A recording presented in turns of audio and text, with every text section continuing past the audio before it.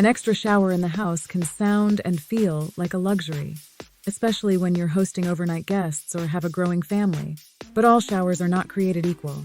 While corner stall and walk-in showers save space, they may require that you make some sacrifices. Whether you're considering installing one in an entirely new bathroom or just thinking about adding one to an existing half bathroom, consider some of the compromises you may have to make to get clean in tight quarters. Space is at a premium. Even the trimmest bathers can feel as if the glass walls are closing in on them in a corner shower. A general rule of thumb for walk-in showers is that they should offer at least 36 inches of space. Anything less and you may feel a bit claustrophobic. Standard prefab shower kits are popular because they're affordable and don't require a ton of space. They typically range in size from 31 inches up to 36-48 inches. Before you commit, find a showroom with models that you can step inside and see if there's enough area for you to feel comfortable while you shower. But don't just step in, pretend you're showering. Will you be able to reach everything? Consider if you can bend and stretch comfortably.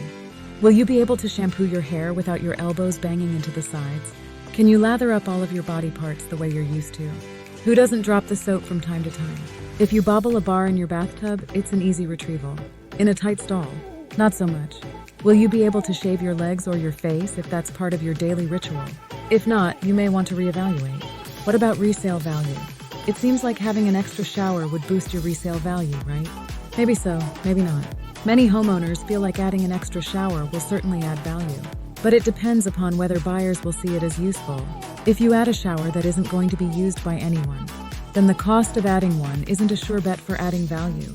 So for instance, if you're adding a totally new stall shower to a master bedroom that had no master bath at all, and the competing homes in the price range do not have one, then there is a good chance you'll be adding value.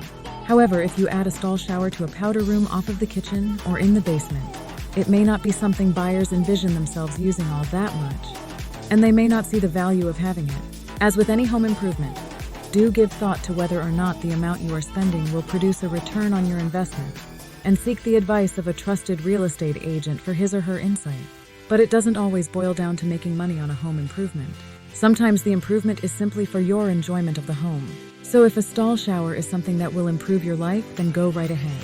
Install and enjoy, after you've considered if it's the right fit, literally and figuratively, for you and your home. Do you have a stall shower? Does it meet your needs?